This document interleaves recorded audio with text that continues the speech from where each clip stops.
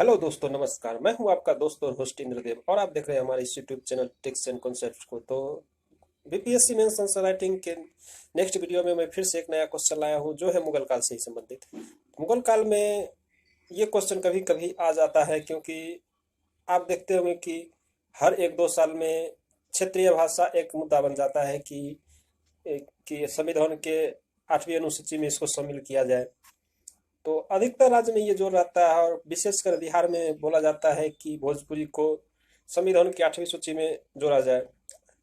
तो इसका क्योंकि अभी आजकल बहुत जोर पकड़ रहा है मैथिली के भोजपुरी को लेकर के, विभिन्न राज्य भी उत्तर प्रदेश जैसे राज्य भी इसका मांग कर रहे हैं कि भोजपुरी को संविधान की 8वीं सूची में जगह दी जाए, या फिर अदर राज्य भी अपने अपने लैंग्वेज को लेकर के जोर देते रहते हैं। तो ये क्वेश्चन इंपॉर्टेंट हो जाता है मेंस आंसर राइटिंग के लिए, क्योंकि बीपीएससी भी अधिकतर क्वेश्चन वही पूछती है जो वर्तमान रिलेटेड में। ऐसा नहीं है कि सिर्फ करेंट अफेयर्स में ही वैसा क्वेश्चन पूछा जाता है। देखा जाता है कि मेंस आंसर राइटिंग में कि वैसे मुद्दे को भी स्टूडेंट समझे कि जो कि इतिहास से संबंधित है और उस पर ध्यान दिया जाए।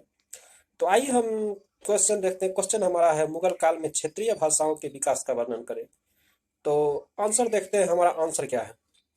मुगल काल में फारसी, उर्दू, हिंदी और संस्कृत जैसी मुख्य भाषाओं के अतिरिक्त क्षेत्रीय भाषाओं का भी विकास हुआ। बांग्ला, मराठी, गुजराती, उड़िया, असमिया, पंजाबी, कश्मीरी, राजस्थानी और दक्षिण में कन्नड़, मलयालम, तेलुगु, तमिल आदि भाषाओं में विभिन्न प्रकार के ग्रंथों की रचना हुई और साहित्य की श्री वृद्धि की गई, जिसका विवरण निम्न है। बांग्ला साहित्य। वैष्णव धर्म के प्रचार एवं प्रसार ने बंगाल में बांग्ला साहित्य एवं भाषा के विकास में महत्वपूर्ण भूमिका निभाई।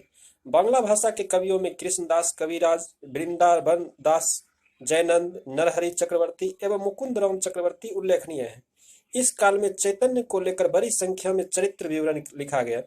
ऐसी कृतियों में कृष्णदास कविराज कृत चैतन्य चरितामृत विशेष रूप से उल्लेखनीय है। इस काल की अन्य रचनाओं में उल्लेखनीय है चैतन्य भागवत, चैतन्य मंगल, भक्ति रत्नाकर, कवि किक्कन चंडी एवं कृति दास की रामायण। बंगाल के मुस्लिम शासकों ने इस भाषा को संरक्षण प्रदान किया तथा मुस्लिम कवियों एवं लेखकों ने अपनी नई रचनाओं से इसे समृद्ध कर इस भाषा के विकास में विशिष्ट योगदान दिया।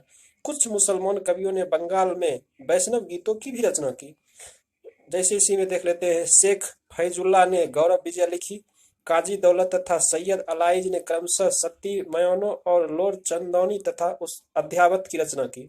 उन्होंने 12 मौसा भी लिखे। सैयद मुर्तजा ने पद कल्प तरु का सृजन किया तथा अल रिजा ने ज्ञान सागर की रचना की। नेक्स्ट देखते हैं उड़िया साहित्य। 16वीं शताब्दी में उड़ीसा में चैतन्य की विचारधारा का काफी प्रभाव था, अतः इस काल में उड़िया में वैष्णव काव्य का सृजन हुआ, जिसमें प्रेम और भक्ति पर अधिक बल दिया गया था।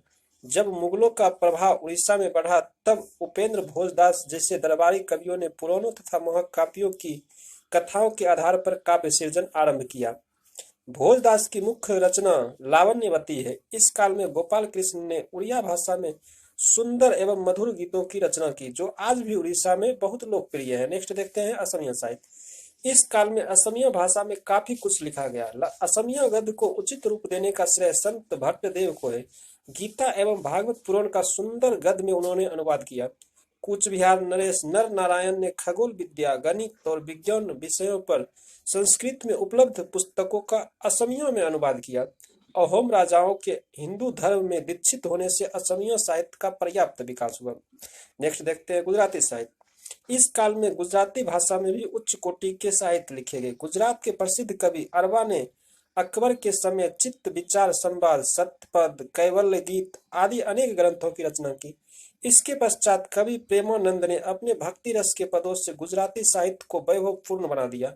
उसने 26 ग्रंथों की रचना की। उसके पद आज भी गुजरात में अत्यंत लोकप्रिय है। सामल ने पौराणिक कथाओं का सुंदर वर्णन गुजराती भाषा में किया।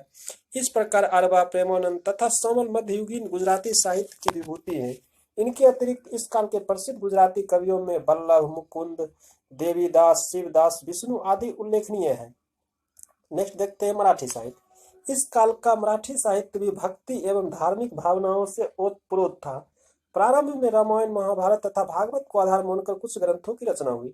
इनमें हरि विजय, राम विजय, शिवाली लाकृत आदि प्रमुख हैं। इस काल में मराठी लेखक एकनाथ ने 1553 ईस्वी में भागवत गीता के 11वें अध्याय का विवेचन किया। एकनाथ की अन्य रचनाओं में रुक्मणी स्वयंवर और भावार्थ रामायण उल्लेखनीय है। इस काल के अन्य प्रमुख मराठी विद्वानों में रघुनाथ पंडित, मुक्तेश्वर तथा गुरु रामदास थे। मुक्तेश्वर ने संपूर्ण महाभारत का अनुवाद मराठी में प्रस्तुत किया। वामन पंडित ने भी भागवत गीता पर भाष्य लिखा। 17वीं सदी में संत तुकाराम जी मराठी के महान कवि और संत थे।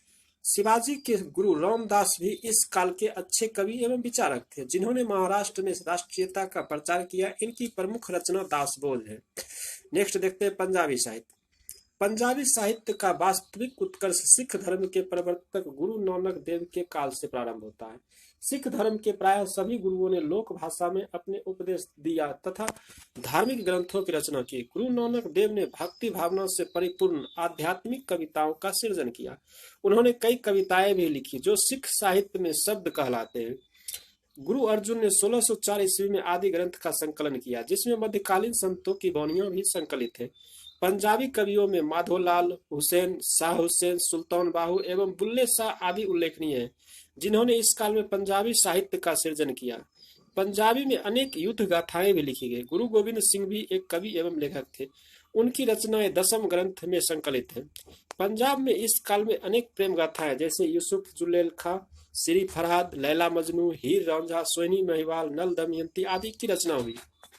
ऐसा नहीं है कि ये सब पहले कि मतलब कि पंजाबी में नहीं, सबका अनुवाद किया जाता था। ठीक है, तो क्योंकि विकास साहित्य का ऐसे ही होता है, पुराने जमाने के बुक से लिखा जाता है जिस पर अपने लैंग्वेज का आप देखते होंगे। कभी कभी टीवी सीरियल या सिनेमा भी देखते होंगे तो पता चलता है कि फिल्म किसी और भाषा का है और आप देख रहे हैं किसी, जैसे एग्जांपल मिल लेते हैं साउथ इंडियन मूवी। फिल्म तो अपने लैंग्वेज में होता है लेकिन बाद में उसको हिंदी में डब किया जाता है, या फिर आप हॉलीवुड मूवी को देखते हैं कि वो होता है तो इंग्लिश में लेकिन बाद में उसको हिंदी में डब किया जाता है या किसी लोकल लैंग्वेज में, जिससे कि उसका विकास होता है। ठीक है, नेक्स्ट देखते हैं कश्मीरी साहित्य। 16वीं शताब्दी में कश्मीरी साहित्य का भी विकास हुआ। रानी हब्बा खातून ने कश्मीरी भाषा में बड़े भावात्मक गीत लिखे, जिनमें विरह व्यथा का अच्छा चित्रण किया गया है। ये गीत कश्मीरियों द्वारा आज भी बड़े चाव से गाए जाते हैं। उसी प्रकार उर्मीमल के गीत भी विरह व्यथा से पूर्ण है। नेक्स्ट देखते हैं कन्नड़ साहित्य। दक्षिण भारत में कन्नड़ साहित्य के उत्कर्ष की जो कहानी विजयनगर राज्य के काल से प्रारंभ हुई थी, वह 16वीं एवं 17वीं शताब्दी में भी जारी रही। 16वीं सदी में कुमार व्यास कृत भारत, नौन चरा कवि कृत कुमार रमन कथा और विरूपाक्ष पंडित कृत चिन्ह ममास पुराण उल्लेखनीय ग्रंथ है। इस काल में रत्नाकर वर्ग ने भारतेच्छ वैभव काल ग्रंथ लिखा और महान कवि तियब ने कृष्णा राया भारत तथा मंजरी लिखा। 17वीं शताब्दी में कन्नड़ भाषा एवं साहित्य का विकास मैसूर के शासक चिक्का देवराय के संरक्षण में हुआ। वे स्वयं एक उच्च कोटि के लेखक थे और उन्होंने लगभग 30 उच्च कोटि की रचनाएं लिखी। तेलुगु साहित्य है नेक्स्ट। तेलुगु साहित्य के विकास का स्वर्णिम इतिहास विजयनगर के महान शासक कृष्णदेवराय के समय से प्रारंभ होता है। इस काल के प्रसिद्ध तेलुगु साहित्यकार अल्ला सौनी, पेडन्ना, आनंदी तिमन्ना, धुरजरी तथा तेनाली रामकृष्ण थे। 17वीं सदी के कवियों में तंजौर के श्रेष्ठ कवि चेमकुरा वेंकट उल्लेखनीय है।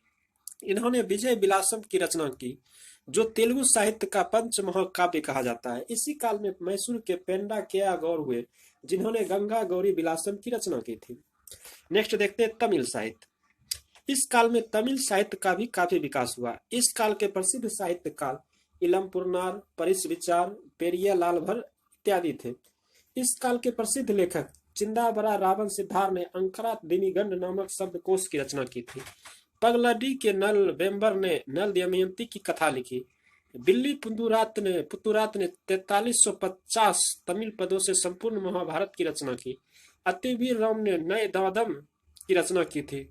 सिया प्रकाश नामक लेखक ने कई पुस्तकों की रचना कर ईसाई धर्म के सिद्धांतों की आलोचना की। दुर्भाग्यवश ये पुस्तकें आज उपलब्ध नहीं है। नेक्स्ट देखते हैं और लास्ट है मलयालम साहित्य। 15वीं शताब्दी से ही मलयालम के कवियों ने मलयालम भाषा को सुधार कर उसे सरल एवं मधुर बनाने का प्रयास किया। उन्होंने संस्कृत एवं तमिल के कठिन शब्दों और वाक्यांशों के अधिकाधिक उपयोग को समाप्त कर दिया, क्योंकि आप देखते होंगे कि अधिकतर जो हम साउथ इंडियन का लैंग्वेज देखते हैं वो संस्कृत से ही रिलेटेड होता है। ठीक है। तो मलयालम में आप ऐसा नहीं देखिएगा कि संस्कृत का शब्द, उसका अपना लैंग्वेज होता है, लेकिन थोड़ा थोड़ा होता है, ऐसा नहीं है कि पूरे खत्म कर दिया था। ठीक है, आगे देखते हैं। इस क्रम में विशुद्ध मलयालम भाषा में रामायण की रचना हुई। 16वीं सदी में रामानुजम एचुथचन हुए, जो मलयालम साहित्य के जनक कहलाते हैं। रामानुज का लिखा आध्यात्म रामायण तुलसीकृत रामचरित के समान मलयालम लोगों में काफी लोकप्रिय है। जिस तरह आपने उत्तर भारत में रामचरितमानस है, उसी तरह मलयालम में आध्यात्म रामायण बहुत प्रसिद्ध है। ठीक है, तो आगे देखते हैं। 17वीं सदी में कथावली नृत्य नाटिकाओं का लेखन मलयालम भाषा में प्रारंभ हुआ, जिसमें अभूतपूर्व सफलता पड़ी हुई। तो ये सब हमने देखा। ठीक है, लास्ट में हम देख लेते हैं एक लाइन और। उपर्युक्त विवरण से स्पष्ट है कि मुगल काल में फारसी, हिंदी, उर्दू एवं संस्कृत जैसी मुख्य एवं समृद्ध भाषाओं के विकसित होने का अवसर प्राप्त हुआ। तो आज हमने देखा मुगल काल में क्षेत्रीय भाषा का विकास, जो कि एक इम्पोर्टेंट क्वेश्चन माना जाता है। मैंने बता दिया आपको क्यों, क्योंकि आप 8वीं सूची में अधिकतर क्षेत्रीय भाषाओं को बोला जाता है कि इसको सम्मिलित करने के लिए। 8वीं सूची में क्या होता है, अगर किसी भाषा को 8वीं सूची में शामिल होता है तो उसके विकास की तरफ सरकार कुछ ज़्यादा ध्यान देती है, या उसके लिए ज़्यादा फंड अरेंज करती है, जिससे उस भाषा का विकास होता है, कुछ ज़्यादा विकास होता है। तो मिलते हैं अब नेक्स्ट वीडियो में नेक्स्ट क्वेश्चन के साथ। अगर आपको किसी और क्वेश्चन का आंसर चाहिए तो आप कमेंट बॉक्स में लिख सकते हैं, तो मैं उस क्वेश्चन के बारे में भी डील करके आपको बताऊंगा। ठीक है, तो मिलते हैं नेक्स्ट वीडियो में नेक्स्ट क्वेश्चन के साथ। तब तक के लिए धन्यवाद।